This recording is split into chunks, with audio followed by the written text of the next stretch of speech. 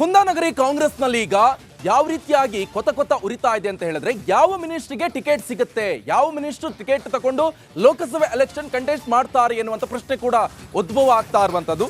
ಬೆಳಗಾವಿ ಕ್ಷೇತ್ರದ ಲೋಕ ಟಿಕೆಟ್ ಕುತೂಹಲ ಕೂಡ ಇನ್ನೂ ಕೆರಳಿಸ್ತಾ ಇದೆ.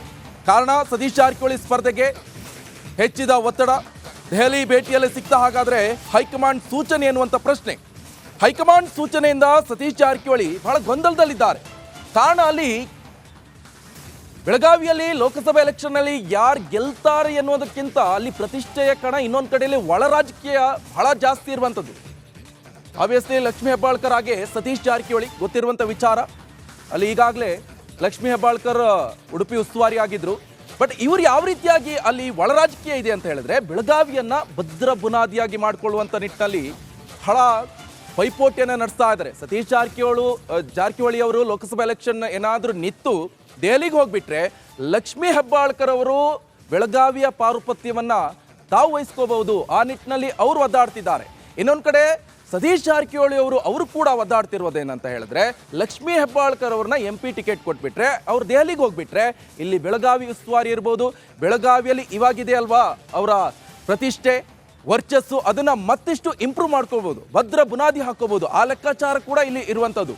ಲೋಕಸಭಾ ಎಲೆಕ್ಷನ್ ನಲ್ಲಿ ಯಾರು ವಿನ್ ಆಗ್ತಾರೆ ಅದೆಲ್ಲದಕ್ಕಿಂತ ಜಾಸ್ತಿ ಇಲ್ಲಿ ಒಳ ರಾಜಕೀಯ ಸಾಕಷ್ಟು ಇರುವಂಥದ್ದು. ಪ್ರತಿಷ್ಠೆಯ ಕದನ ಕೂಡ ಹೌದು. ಇಲ್ಲಿ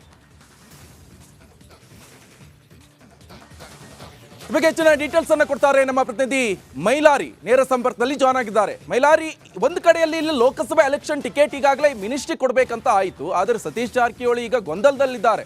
ಎಲ್ಲೊಂದು ಕಡೆ ಅವರಿಗೆ ಕೊಡುವಂತ ಸೂಚನೆ ಕೂಡ ಕಂಡು ಬರ್ತಾ ಇರುವಂಥದ್ದು. ಕಾರಣ ಎಷ್ಟು? ಉಪಮುಖ್ಯಮಂತ್ರಿ ಅವರ ಅಲ್ಲಿ ಪ್ರಭಾವ ಕೂಡ ಬೀರಿರುವಂಥದ್ದು. ಯಾಕಂತ ಹೇಳಿದ್ರೆ ಲಕ್ಷ್ಮೀ ಹೆಬ್ಬಾಳ್ಕರ್ ಅವರು ನೆಕ್ಸ್ಟ್ ಉಸ್ತುವಾರಿಯನ್ನು ಕೂಡ ಬೆಳಗಾವಿಯಲ್ಲಿ ವಹಿಸ್ಕೋಬಹುದು. ಒಂದಿಷ್ಟು ಒಳ ರಾಜಕೀಯ ಜೊತೆಗೆ ಟಿಕೆಟ್ ಯಾರಿಗೆ ಆಗುತ್ತೆ ಅನ್ನುವಂಥ ನಿಟ್ಟಿನಲ್ಲಿ ಆ ಬಗ್ಗೆ ಎಕ್ಸ್ಪ್ಲೈನ್ ಮಾಡೋದಾದ್ರೆ ಮೈಲಾರಿ.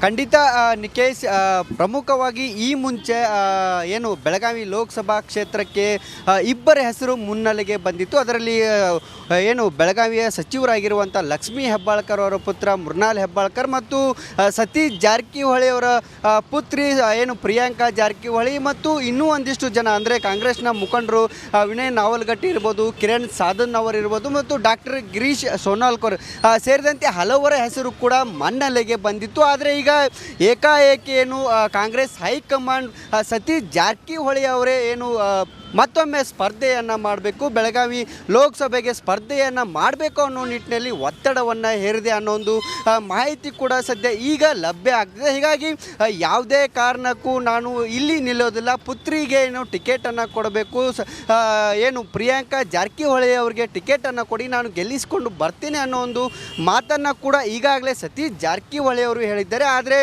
ಎಲ್ಲೋ ಒಂದು ಕಡೆ ಕಾಣದ ಕೈಗಳು ಅಂದರೆ DKC ಬಣದವರು ಸತೀಶ್ ಜಾರಕಿಹೊಳಿ ಅವರನ್ನು ಕೇಂದ್ರಕ್ಕೆ ಕಳಿಸಬೇಕು. ಯಾಕೆಂದರೆ ಈಗಾಗಲೇನು ಸತೀಶ್ ಜಾರಕಿಹೊಳಿ ಅವರು DCM ಕ್ಲೇಮನ್ನು ಮಾಡಿದರು, ಅಹಿಂದ ನಾಯಕರಾಗಿ ಹೊರಹೊಮ್ಮುತ್ತಿದ್ದರು ಮತ್ತು ಬೆಳಗಾವಿ ಜಿಲ್ಲೆಯಲ್ಲಿ ತಮ್ಮದೇ ಆದಂಥ ಹಿಡಿತವನ್ನು ಇಟ್ಕೊಂಡಿದ್ದಾರೆ. ಮತ್ತು DKC ಮತ್ತು ಸತೀಶ್ ಜಾರಕಿಹೊಳಿ ನಡುವೆ ಅನುದಾನದ ವಿಚಾರಕ್ಕೆ ಸಂಬಂಧಿಸಿದಂತೆ ಸಾಕಷ್ಟು ಅಸಮಾಧಾನಕ್ಕೂ ಕೂಡ ಕಾರಣ ಆಗಿತ್ತು. ಈ ಎಲ್ಲ ಕಾರಣದಿಂದ ಸತೀಶ್ ಜಾರಕಿಹೊಳಿ ಅವ್ರನ್ನ ಏನು ಕೇಂದ್ರಕ್ಕೆ ಕಳಿಸಿದರೆ ಇಲ್ಲಿ ನಮಗೆ ಸುಲಭ ಆಗುತ್ತೆ, ನಮ್ಮ ಹಾದಿ ಸುಲಭ ಆಗುತ್ತೆ ಅನ್ನೋ ಒಂದು ಲೆಕ್ಕಾಚಾರ ಕೂಡ ಇರ್ಬೋದು. ಹೀಗಾಗಿ ಹೈಕಮಾಂಡ್ ಮೂಲಕ ಏನು ಸತೀಶ್ ಜಾರಕಿಹೊಳಿ ಅವ್ರನ್ನ ಕೇಂದ್ರಕ್ಕೆ ಕಳಿಸಬೇಕು ಅನ್ನೋ ನಿಟ್ಟಿನಲ್ಲಿ ಒತ್ತಡವನ್ನು ಹೇರಲಾಗ್ತಿದೆ ಅನ್ನೋ ಒಂದು ಅನುಮಾನ ಕೂಡ ಹುಟ್ಟಿರುವಂಥದ್ದು. ಹೀಗಾಗಿ ಏನು ಅವರ ಬೆಂಬಲಿಗರು, ಅಭಿಮಾನಿಗಳು ಸತೀಶ್ ಜಾರಕಿಹೊಳಿ ಅವರು ರಾಜ್ಯದಲ್ಲೇ ಇರಬೇಕು, ರಾಜ್ಯದಲ್ಲಿ ಅಭಿವೃದ್ಧಿ ಕೆಲಸಗಳನ್ನು ಮಾಡಬೇಕು, ಉತ್ತರ ಕರ್ನಾಟಕದ ಪ್ರಭಾವಿ ನಾಯಕರಿದ್ದಾರೆ, ಇವರು ರಾಜ್ಯದಲ್ಲೇ ಇರಬೇಕು, ಉತ್ತರ ಕರ್ನಾಟಕದಲ್ಲಿ ಸಾಕಷ್ಟು ಅಭಿವೃದ್ಧಿ ಕೆಲಸಗಳನ್ನು ಮಾಡಬೇಕು ಅನ್ನೋ ನಿಟ್ಟಿನಲ್ಲಿ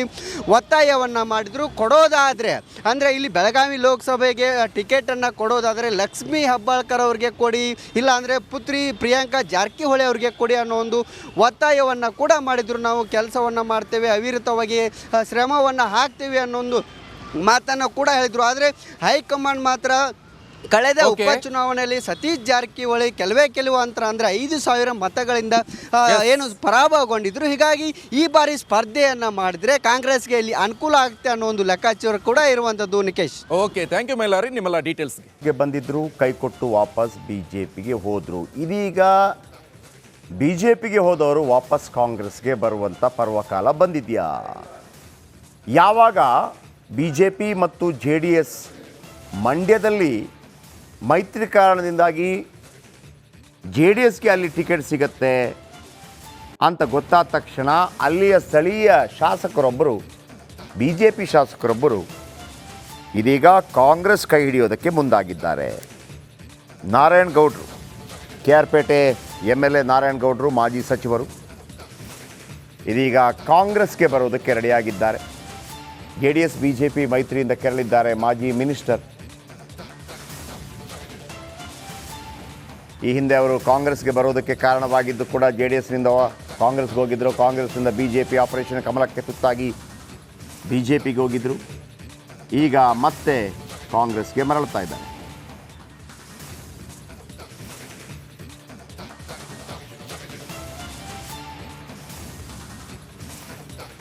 ಇನ್ನು ರಹಸ್ಯವಾಗಿ ಮುಖ್ಯಮಂತ್ರಿ ಸಿದ್ದರಾಮಯ್ಯ ಅವರನ್ನು ಭೇಟಿಯಾಗಿದ್ದಾರೆ BJP ನಾಯಕ. ನಾರಾಯಣಗೌಡರು ಮುಖ್ಯಮಂತ್ರಿಗಳನ್ನು ಭೇಟಿಯಾಗಿರುವಂಥ ಎಕ್ಸ್ಕ್ಲೂಸಿವ್ ಫೋಟೋ ರಿಪಬ್ಲಿಕ್ ಕನ್ನಡಕ್ಕೆ ಲಭ್ಯವಾಗಿದೆ. JDS BJP ಮೈತ್ರಿ ವಿರುದ್ಧ ನಾರಾಯಣಗೌಡರು ಸಿಡಿದೆದ್ದಿದ್ದಾರೆ, ಅಸಮಾಧಾನಗೊಂಡಿದ್ದಾರೆ. ಮಂಡ್ಯ ಕ್ಷೇತ್ರದ ಮೇಲೆ JDS ಕಣ್ಣು ಬಿದ್ದಿದೆ, ಹಾಗಾಗಿ BJPಗೆ ಅಲ್ಲಿ ಸಿಗಲ್ಲ. ಆದರೆ BJPಗೆ ಕೊಟ್ಟರೆ ನಾರಾಯಣಗೌಡರ ಸಮಸ್ಯೆ ಇಲ್ಲ. ನಾರಾಯಣಗೌಡರು ಹೇಳ್ತಾ ಇರೋದು JDS ಕೊಡಬೇಡಿ. ಅದನ್ನೇ ಇವತ್ತು ಸುಮಲತಾ ಅವರು ಕೂಡ ಕೇಂದ್ರಕ್ಕೆ ಹೋಗಿ JP ನಡ್ಡಾ ಮತ್ತು BL ಸಂತೋಷ್ ಅವರನ್ನು ಭೇಟಿಯಾಗಿ ನನಗೆ ಉಳಿಸ್ಕೊಡಿ ಅಂತ ಕೇಳ್ಕೊಂಡಿದ್ದಾರೆ. ಇದೊಂದು ದೃಶ್ಯ ನೀವು ಗಮನಿಸ್ಬೋದು, ನಾರಾಯಣಗೌಡರು ಮತ್ತು ಮುಖ್ಯಮಂತ್ರಿ ಸಿದ್ದರಾಮಯ್ಯನವರು. ನಾರಾಯಣಗೌಡರು JDS ಅಲ್ಲಿದ್ದರು, ಕಾಂಗ್ರೆಸ್ಗೆ ಬಂದರು, BJPಗೆ ಹೋದರು. ಈಗ BJPಯಿಂದ ವಾಪಸ್ ಕಾಂಗ್ರೆಸ್ ಬರೋದಕ್ಕೆ ಉತ್ಸುಕರಾಗಿದ್ದಾರೆ. ಕಾರಣ BJP JDS ಮೈತ್ರಿಯಲ್ಲಿ ಮಂಡ್ಯದ ಸೀಟನ್ನು JDSಗೆ ಬಿಟ್ಟುಕೊಡಲಾಗತ್ತೆ. ಇವರಿಗೆ JDS ಅವರನ್ನು ಕಂಡ್ರೆ ಆಗಲ್ಲ. ಉದಾಹರಣೆಗೆ ಒಂದು ಗ್ರಾಫಿಕ್ಸ್ ಇದರ ಬಗ್ಗೆ ನೋಡ್ಕೊಂಬರೋಣ.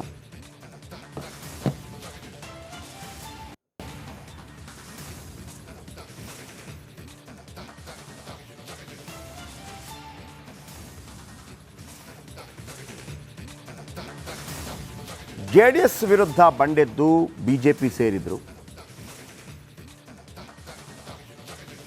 ಇದೀಗ ಕಾಂಗ್ರೆಸ್ ಕಡೆ ನಾರಾಯಣಗೌಡರು ರೆಡಿಯಾಗಿದ್ದಾರೆ.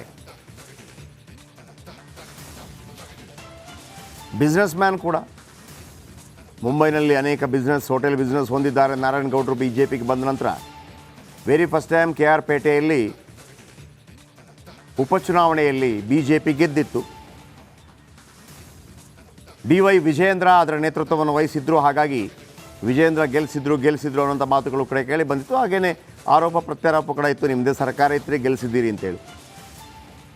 BJP JDS ಮೈತ್ರಿಗೆ ಸಹಜವಾಗಿ ನಾರಾಯಣಗೌಡರು ವಿರೋಧ. ಮೊನ್ನೆ ಕೆರಗೋಡು ಹನುಮತ್ ಧ್ವಜ ದಂಗಲ್ ಟೈಮಲ್ಲಿ BJP ಮತ್ತು JDS ಜೊತೆಯಾಗ ಇದ್ದರು. ಆದರೆ ಯಾವಾಗ ಕುಮಾರಸ್ವಾಮಿ ಅವರು ಎಂಟ್ರಿ ಕೊಟ್ಟರು ಆಗ ನಾರಾಯಣಗೌಡರು ನೇರವಾಗಿ ಸ್ಟೇಜಿಂದ ಕೆಳಗಿಳಿದು ಹೊರಟೋಗ್ಬಿಟ್ರು.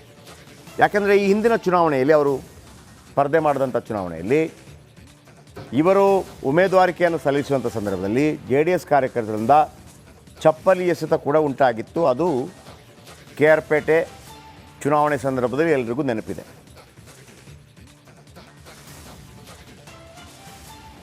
ಬೊಂಬೈವಾಲ ಅಂಥೇಳಿ ಇವರನ್ನು ಭಾಳ ಟೀಕೆ ಮಾಡಲಾಗಿದೆ. ಅದು ಭಾಳ ಹರ್ಟ್ ಆಗಿದೆ ನಾರಾಯಣಗೌಡರಿಗೆ. ನಾರಾಯಣಗೌಡರು ಅದನ್ನು ಭಾಳ ಸೀರಿಯಸ್ ಆಗಿ ತಗೊಂಡಿದ್ದಾರೆ. ಹಾಗಾಗಿ JDS ಜೊತೆ ಇಲ್ಲ.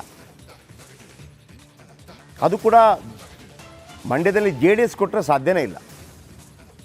ಹಾಗಾಗಿ ಬಿಟ್ಬಿಟ್ಟಿದೆ ನನ್ನ ಹೇಳಿ ಕಾಂಗ್ರೆಸ್ಗೆ ಬರ್ತಾ ಇದ್ದಾರೆ ಅಂತ. ಏನು ಗ್ಯಾರಂಟಿ ಅಂತಂದರೆ ಒಂದು ಫೋಟೋ ತೋರಿಸಿದ್ವಿ ನಾವು ನಿಮಗೆ, ಸಿದ್ದರಾಮಯ್ಯ ಜೊತೆ ಇರುವಂಥ ಒಂದು ಫೋಟೋ ನಿಮಗೆ ನಾವು ತೋರಿಸಿದ್ವಿ.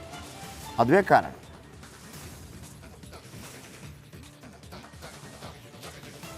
ಇದುವೇ ಫೋಟೋ.